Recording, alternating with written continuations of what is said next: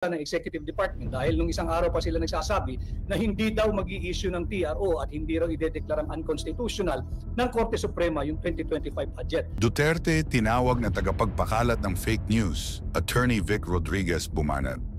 Matapos nga na lumabas ang katotohanan tungkol sa pag-amin ni Kongresista Quimbo sa mga taong naglagay sa blanco sa BICAM report, ay tinuligsa ito ng karamihan at tinawag na lumang palusot upang mapagtakpan ang mga ginagawa nila sa BICAM report. Ipinagtanggol naman ni Attorney Vic si FPRRD dahil sa pagtawag ng mga taga-suporta ni PBBM na isang sinungaling si Duterte dahil sa pagpapakalat ng mali-maling impormasyon na pinagmulan umano ng pagkakalito ng mga mamamayan sa BICAM issue na naging usap-usapan sa social media.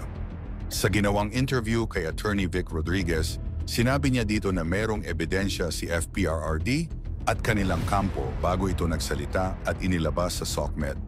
Sa matagal na paghihintay na magsalita ang mga membro ng mga kongresista sa likod ng BICAM report, binasag na nga nila ang pananahimik rito.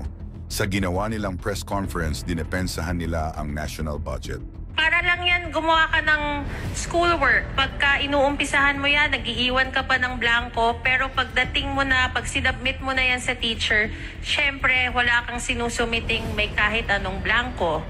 Lumalabas lamang daw na para lamang silang pumapasok sa paaralan at nag-submit ng mga test paper na meron ng mga sagot ang blank items. Sinabi naman ni Attorney Vic Rodriguez na iniimpluwensyahan raw ng Malacanang ang decision-making ng Korte Suprema sa kadahilan ng sinabi nito, kamakailan lamang na hindi umano maglalabas ng TRO ang Korte para pigilan ang national budget dahil marami umanong maaapektuhan dito kabilang ng mga priority projects ng administrasyon. Kamakailan sinabi ni Executive Secretary Lucas Bersamin na hindi po pwedeng gumawa ng reenacted budget dahil imposible raw ito. Tiwala naman si Attorney Vic Rodriguez na papanigan ito ng Korte Suprema dahil alam naman rin nila pati rin sila ay nagsusumiti ng budget taon-taon.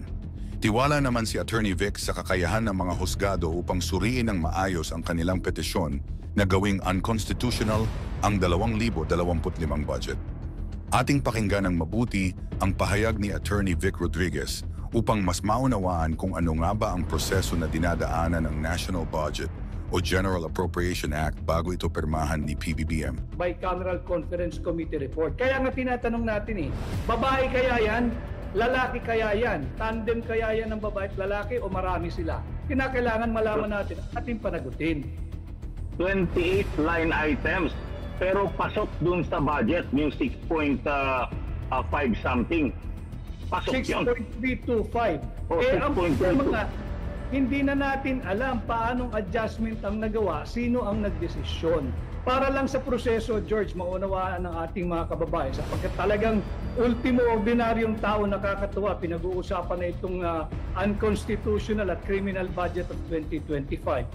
Pagka ang Bicameral Conference Committee report ay pinirmahan na ng Bicameral Conference Committee members in each and every page at doon sa huling pahina sa itaas ng kanilang pangalan, ito ay wala nang maaaring iba pang galawin at gawin kundi ang pag-imprenta.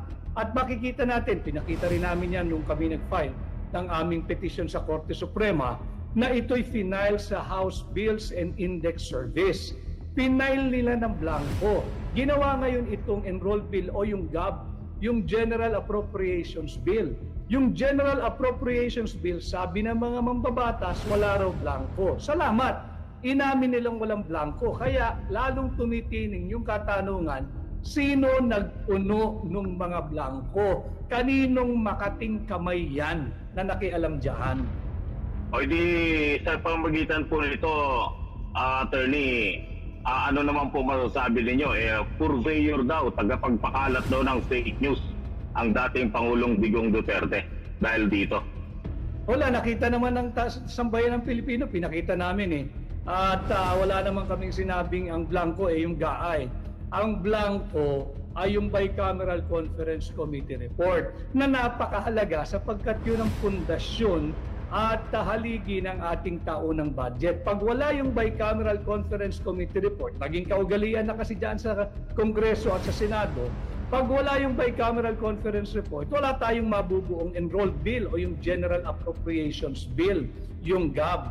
Yung General Appropriations Bill, pag yan ay pinirmahan, at ito nga nangyari sa 2025, pinirmahan, iyan na yung nagiging GAA, yung General Appropriations Act. Kaya isinasabi naming illegal, unlawful, unconstitutional, and criminal itong 2025 budget dahil puno ng blanco at yung 28 line items na yan, George at mga kababayan, ay merong isang nag-compute, mag-aabot ng around 241 billion pesos ang halaga ng mga blanco.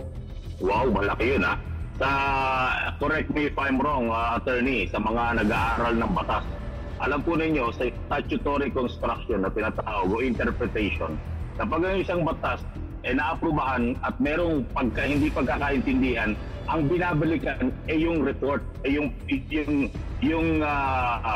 anong tawag doon, yung encoded deliberation, kumbaga. Di ba? Tama ba, attorney?